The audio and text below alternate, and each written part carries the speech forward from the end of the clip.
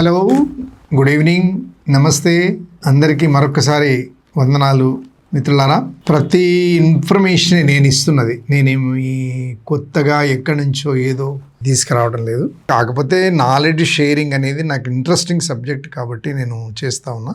బాగా సబ్స్క్రిప్షన్ కూడా కాదు, ఎందుకంటే నేనేమో సెలబ్రిటీని కాదు, ఒక రిటైర్డ్ తహసీల్దార్ని కాబట్టి మీరు ఆడికైనా బాగానే అయింది. కాకపోతే ఇన్ఫర్మేషన్ తెలుసుకుంటారని కోరుకుంటూ, మొన్నటి వరకు బీసీ కులాలు అంటే నేను డిపార్ట్మెంటల్ ఇన్వాల్వ్మెంటే ఎక్కువ షేర్ చేసుకునే ప్రయత్నం చేస్తాను. బీసీ ఏబిసిడి అయిపోయింది. తర్వాత 7/7/2007లో వైఎస్ రాజశేఖర రెడ్డి ముఖ్యమంత్రిగా ఉన్నప్పుడు, ఉమ్మడి రాష్ట్రంలో ముఖ్యమంత్రిగా ఉన్నప్పుడు అత్యంత పేద ముస్లిమ్స్ 24 గంటలు హిందూ సమాజంతోనే ప్రతి క్షణం అటాచ్మెంట్ ఉండే కులాలు, ఎక్కువ పూరెస్ట్ ఆఫ్ ది పూర్ అంటే వాళ్ళతోనే అటాచ్మెంట్ అయ్యి మమేకమై కలిసి తిరిగి అయితే భిక్షాటన కావచ్చు, లేకపోతే వాళ్ళ వృత్తి నైపుణ్యం కావచ్చు, ఏం చేసినా వాళ్ళు ఏమి పైకి రావట్లేదు, అట్లే ఉన్నారు. వాళ్ళ రిక్వెస్ట్ మేరకు 7/7/2007లో తీసుకురాబడ్డటువంటి GOMS number 23 BC backward class welfare seat department ద్వారా తను ఒక 14 కులాలను ఐడెంటిఫై చేసి వాళ్ళకి ఈ గ్రూప్ అనే సర్టిఫికేట్ ఇస్తూ ఓవరాల్గా వాళ్ళకి 4% రిజర్వేషన్ ఇవ్వడం జరిగింది. దాని తర్వాత వెనుక చరిత్రలో అవన్నీ డిఫరెంట్ ఇష్యూ, కానీ ప్రస్తుతానికైతే వాళ్ళు ఈ అనే సర్టిఫికేట్ తీసుకుంటున్నారు. వాళ్ళను ఆ పేర్లతో పిలుస్తారు అంతే. ఆ పేర్లు పిలిచినా కూడా అన్ని చోట్లకి అందరూ ఆహ్వానితులే. వాళ్ళు మన దగ్గర ఉన్నట్టుగా ఫలానా కులం వాళ్ళు ఫలానా గుడికి రావద్దు, ఫలానా వాళ్ళు ఫలానా చదవకూడదు అనేది ఒక మానవీయమైన రిస్ట్రిక్షన్స్, అదొక దుర్మార్గమైన ప్రవర్తన లేదని మాత్రం ఖచ్చితంగా నేను చెప్తా. అట్లా బీసీ ఈ గ్రూప్లో ఉన్నట్టు 14 కులాలు సింపుల్ ప్రొఫెషన్స్. ఇప్పుడు అచ్చుకట్ల వాహనులు అని అంటాం, సింగ్లీ అంటారు, సింగాలి అంటారు, అచ్చుకట్టలు అంటారు. మనము బీడు తెలుసు కదా, బీడు ఇంగ్లీష్లో కాస్ట్ ఐరన్ అంటాం. దాంట్లో కొన్ని అవి వస్తాయి, బొమ్మలు వస్తాయి మనకు. చిన్నపిల్లలు ఆడుకునే బొమ్మలు, జాతరలలో అమ్మే బొమ్మలు, అంగట్లలో అమ్మే బొమ్మలు, తర్వాత పీర్ల పండుగ అమ్మే బొమ్మలు, రకరకాల చోట్లల్లో సాంచబోసుడు అంటారు దాన్ని. ఆ సాంచకి సరిపడా స్ట్రక్చర్ తయారు చేసే అచ్చుకట్ట వాళ్ళు. ఇది మొత్తం ఏపీలో ఉన్నారు, కర్ణాటకలో ఉన్నారు, తెలంగాణలో ఉన్నారు. ఒకటే పదం, ఇంకా వేరే ఏం లేదు. సాంచబోస్టులు అంటారు, సింగిలి వాళ్ళు అంటారు, అచ్చుకట్ల వాళ్ళని అంటారు. అచ్చుకట్ల వాన్లు అంటే దాంట్లో ముస్లిం ఏముంది, సింగ్లీ అనేది, అరే సింగ్లీ అని అంటారు అంతే. వాళ్ళు ప్రింటింగ్ చేస్తారు, బైండింగ్ చేస్తారు. తర్వాత సాంచ పోస్టులు వీళ్ళంతా కూడా ఎంతమంది అంటే ఒక 1340 ఇళ్ళు ఉన్నాయి మొత్తం తెలంగాణ రాష్ట్రంలో. అంటే వీళ్ళ గురించి సిరాజుల్ హసన్ మాట్లాడలేదు, అనంతరామన్ కమిషన్ కూడా ఎక్కడ ఏం మాట్లాడలేదు. కానీ కొత్తగా ఐడెంటిఫై చేసి నోటిఫై చేసిన కులాలు ఇవి. కాబట్టి జాతరలలో వీళ్ళు పనిచేసే బీసీఈ సర్టిఫికేట్ ఇవ్వాలి వీళ్ళకు, సీరియల్ నెంబర్ 1తో. వీళ్ళ తర్వాత అత్తర్ సాహిబులు అన్నారు. అత్తర్ సాహిబులు అంటే తెలుసు కదా, మనం చార్మినారు, ఇటు సికింద్రాబాదు, అటు నిజామాబాదు, అటు వరంగల్, ఇటు పోతే అత్తరోళ్ళు అంటారు. అతను ఇట్లా వంగిన చిన్న దూదివేటికి ఇట్లా అంటారు, కమ్మ వస్తుంది వాసన, గులాబీ స్మెల్ వస్తుంది, జాస్మిన్ స్మెల్ వస్తుంది, చాలా బాగుంటుంది. అంటే అన్నీ కొన్ని స్ప్రేలు చేస్తారు. ఓల్డ్ సిటీలో బాగుంటారు. ఇట్లా అడుగు పెట్టగానే మన గుల్జార్ హౌస్ దగ్గర ఉంటుంది కదా, గుల్జార్ అటు ఇటు అంతా ఆ చిన్న దుకాణం పెట్టుకొని కూర్చుంటారు వాళ్ళు. చాలా పేదరికంలో ఉంటారు, ఇట్లా కూర్చుంటారు, ఆడ తయారు చేసి అది పెడతారు, కానీ అద్భుతమైన స్మెల్ వస్తుంది. వాళ్ళను అత్తర్ సాహిబులు అంటారు, అత్తరోళ్ళు అంటారు వాళ్ళను. ఇదంతా అత్తర్ అనేది పర్షియన్ లాంగ్వేజ్. అది ఇది ముస్లిమ్స్. తర్వాత దాన్ని మంచి సుగంధ ద్రవ్యాలు అంటే శాండల్వుడ్ ఉంటుంది కదా అది, తర్వాత గులాబీ రేకుల నుంచి తయారు చేస్తారు, తర్వాత జాస్మిన్ అనే దాంతో తయారు చేస్తారు. తర్వాత పండుగలలో నమ్ముతారు అన్నమాట, మనము సాగు బట్టలు దేనికి పోతారు కదా కొంతమంది, అందులో అత్తర్ కూడా ఒకటి పట్టుకొని వస్తారు. అంటే అప్పటికే శవమొక్కల స్మెల్ అనేది కంప్లీట్ తయారు చేసిన తర్వాత మొత్తం చల్లుతారు. అంటే మనిషి పుట్టుక నుంచి మంచి పెళ్ళిళ్ళ నుంచి ఆ చివరి వరకు కూడా అత్తర్ పనికి వస్తుంది. వాళ్ళు ఎంతమంది అంటే 4465 కుటుంబాలు ఉంటే 15,256 మంది ఉన్నాయి. BCE 2 నంబర్ ఇవ్వాలి వాళ్ళకి. దోబీ ముస్లిం వాళ్ళను దోబీ రజాక్ అంటారు, దోబీ రజక్ అంటారు, తర్వాత ముస్లిం దోబీ అంటారు. ఇక వాళ్ళు పని అయితే తెలుసు కదా మనకు స్పష్టంగా. రజక కమ్యూనిటీ ఏదైతే చేస్తారో వాళ్ళు కూడా వాళ్ళ కమ్యూనిటీలో వాళ్ళు ఆ పని చేస్తారు. కాబట్టి వాళ్ళు ఎంతమంది అంటే దాదాపు 35,632 ఇళ్ళు ఉన్నాయి, 125,000 జనాభా ఉంది. వాళ్ళు దరియా రజాక్ అని అంటారు వాళ్ళను అలాను. కాబట్టి వాళ్ళకు బీసీ ఇది. ఇక వాళ్ళు వృత్తిని స్పెసిఫిక్గా ఏదో పెద్దగా వర్ణం చెప్పాల్సిన పని లేదు.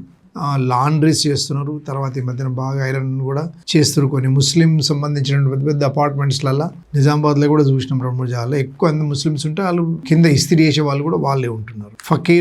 ఫకీర్ బుడుబుడికి, గంటి ఫకీర్, తర్వాత ధార్వేష్ ఫకీర్లు, వీళ్ళు మొత్తం తెలంగాణలో మళ్ళీ ఆంధ్రప్రదేశ్ కలుపుకుంటే డబల్ అవుతారు. అది పెద్ద రాష్ట్రం కదా. వీళ్ళు కర్ణాటకలో కూడా ఉన్నారు. అయితే మనము చిన్నప్పుడు నేను ఇప్పుడు అబౌవ్ 65 కదా, ఈవెన్ 50 వరకు కూడా ఉన్నాను. ఇప్పుడున్న వాళ్ళ దాంట్లో కూడా ఆడు కలర్ఫుల్ డ్రెస్ వేసుకొని వస్తాడు ఆ ఫకీరు. కలర్ఫుల్ అంటే కంప్లీట్గా గ్రీన్ ఉంటుంది. ఇవి పట్టుకొని ఒక గుండ్రటి గంటలకి మన ఇత్తడి అది ఉంటుంది, దానికి ఒక కట్టె ఉంటుంది, టంగ్ అని కొట్టుకుంటూ వస్తాడు. టంగ్ టంగ్ టంగ్ టంగ్ అని కొట్టుకుంటూ వచ్చి ఇట్లా ఊపేసి వెళ్ళిపోతారు. రూపాయి ఆటనిస్తే ఇది చేసుకుంటూ పోతారు. వాళ్ళను ఫకీర్ అంటారు. తర్వాత ఏపీ, తెలంగాణ, కర్ణాటకలో ఉంటారు. వీళ్ళంతా సూఫీ సిద్ధాంతాన్ని ప్రచారం చేస్తారు. అరేబియన్ ఇదనమాట. బాగా పేదలు మొత్తం భిక్షాటన వేసే బతారు వీళ్ళంతా. తర్వాత VCEలో సీరియల్ నెంబర్ 4తో ఇవ్వాలి వాళ్ళకు. గారడి ముస్లిమ్స్, అరే గారడి చేస్తున్నావు, అరే గారడి లేకుంటున్నావు రా నువ్వు అని అంటారు కదా తెలంగాణలో. మా జనరేషన్ అయితే విన్నాం, అన్ని గారడి చేస్తాడు రకరకాలుగా. అక్కడ చిన్న చూమంతారు, ఒట్టి చెప్పాలనుకుంటే చూమంతారు అంటారు. అయితే వీళ్ళని పాములను కూడా అంటారు. కనికట్టుగాళ్ళు అంటే మన ఇది కదా బ్లాక్ మ్యాజిక్ టైప్. చిన్న చిన్న మంత్రాలు వేసి బాగు చేయటము, చిన్న అవన్నీ చేయటం, ఇవన్నీ ఉంటాయి అందులో.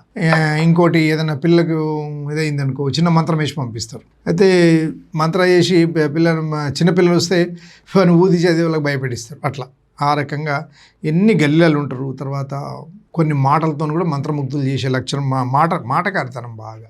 మన దగ్గర బుడిబుడికలు ఉంటారు కదా వాళ్ళు, ఆ టైప్. ఇక దావతులు చాలా పేదరికం ఉంటుంది. వాళ్ళు ఆ స్టైల్ ఆఫ్ జీవితాన్ని వాళ్ళు ఏదో గారడి చేసి బతికేటోళ్ళు. వీళ్ళు టోటల్గా ఎంతమంది అంటే 4179 ఇండ్లు ఉంటాయి, 14,000 కుటుంబ పాపులేషన్ ఉంటుంది. యావరేజ్గా అదే 3.2 కుటుంబానికి 3 లేదా 4, అంటే భార్యాభర్త, 2 పిల్లలు, భార్యాభర్త లేకపోతే తల్లిదండ్రి, భార్యాభర్త లేకపోతే అత్తమామ, ఇట్లా పాపులేషను మన రేంజ్లో ఉన్నారు. కాబట్టి వీళ్ళను అర్ధసంచార జాతులు లేదా సెమీ నమోడికు ఇలాంటి వాళ్ళే ఉంటారు ఎక్కువ. తర్వాత గోసంగి ముస్లిమ్స్ అంటే వీళ్ళు కూడా ఒక ఫకీర్ సాయిబులు. వీళ్ళు తెలంగాణ మన ఉమ్మడి రాష్ట్రంలో ఒక 6,216 ఇండ్లు ఉన్నాయి. అక్కడ ఇంకొక 6,000 ఉంటారు. ఒక 12,000 మొత్తం 21,305 డబల్ అవుతారు. తర్వాత BCEలో C సర్టిఫికేట్ ఇవ్వాలి వీళ్ళకు. తర్వాత వీళ్ళది ఏంటంటే మన మొహర్రం అప్పుడు పీరీలు పెడతారు కదా, పీర్లు అంటాం. పీర్ల పండుగ అంటారు తెలంగాణలో. ఎందుకంటే నిజాం ఇన్ఫ్లుయెన్స్డ్ ఏరియా కాబట్టి పీర్ల పండుగ అంటే గ్రాండ్గా చేసేది. ఒక పెద్ద డ్రమ్ ఉంటుంది, పెద్ద అది డోల్. మా దుందిగల్ విలేజ్లో పెదలాల సభ అని ఉంటుండే. ఆడ వెళ్ళబడితే ఒక పెద్ద ఇది ఉంటుండే, చాలా పెద్ద డోలు. ఆ డోలుగా కొడుతూనే ఉంది, 24 గంటలు కొడుతూనే ఉండు. ఎవరో ఒకరు కొట్టాలి, ఎవరో ఒకరు రావాలి, అది కంటిన్యూ చేయాలి. అంటే ఆ సిస్టమ్ అట్లా నడిచింది. అది ఆ పండుగ రోజు మొత్తం ఏంటి ఇంగు బెల్లం అని పంచేవాళ్ళు. బెల్లం అనేది టేస్ట్ తెలంగాణ ప్రజలకి ఏం తెలియదు అప్పటికి కూడా. అప్పటికి అంతా ఇంగు బెల్లం 2 కలిపితే వాతం పోతుందనే ఉద్దేశంతో అవి తీసుకుంటూ అవన్నీ ఆ రోజుల్లో అదొక మన హిందూ ముస్లిం అనేది ఒక కలయికగా ఒక సంస్కృతి సంప్రదాయాలను, తెలంగాణ జీవన శైలిని చూపించే పండుగ అది. వాళ్ళు ఎక్కువగా పేదరికంలోనే ఉన్నారు. వాళ్ళు అసలు ఎక్కడో కూడా తెలియదు.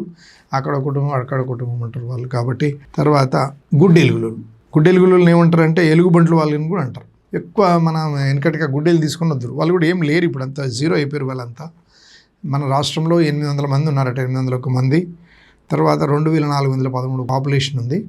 అక్కడ ఇక్కడ కలిపితే డబల్ అవుతారు. వీళ్ళు ఎక్కువ కర్ణాటకలో కూడా ఉన్నారు. అంటే అక్కడ ఎక్కువ అడవులు ఉన్నాయి కదా, ఆ కోస్టల్ క్యారిడార్ ఉంది కదా, కర్ణాటక కోస్టల్ క్యారిడార్. ఆ అడవులలో ఉండే గుడ్డెలు వాళ్ళ దగ్గరికి పోతే వాళ్ళు కూడా అక్కడ ముస్లింస్ తీసుకొని పోయి ఆ మంచి గుడ్డెలను పట్టుకొని పోయి ఇంటింటికి పోయి టప కొట్టి పిల్లలు బెదిరించినట్టు చేయించి భిక్షాటన చేస్తారు వాళ్ళంతా. ఇక మొత్తం వాళ్ళు మన ఎందుకు బాగా చేస్తారంటే గవర్నమెంట్ ఆఫ్ ఆంధ్రప్రదేశ్గా ఉన్నప్పుడే 1990లో 197 అంటే వైల్డ్ లైఫ్ ఎనిమల్ ప్రొటెక్షన్ ఒక చట్టం తీసుకొని వచ్చి వాళ్ళు ఇప్పుడు బయట దింపనిస్తలేరు. కాబట్టి వాళ్ళు వేరే రకరకాల డైలీ వేజ్ కింద రకరకాల జీవితం గడుపుతున్నారు వాళ్ళు. వీళ్ళకి కూడా BCE certificate serial number 7A ఇవ్వాల్సి ఉంటుంది. కాబట్టి అంటే జీవన శైలి ఎన్ని కోణాలలో ఉన్నదనేది వీళ్ళ బట్టి మనకు అర్థమవుతుంది. ఈ వీడియో చూస్తారని తెలుసుకుంటారని కోరుకుంటూ థ్యాంక్ యూ వెరీ మచ్. ధన్యవాదాలు.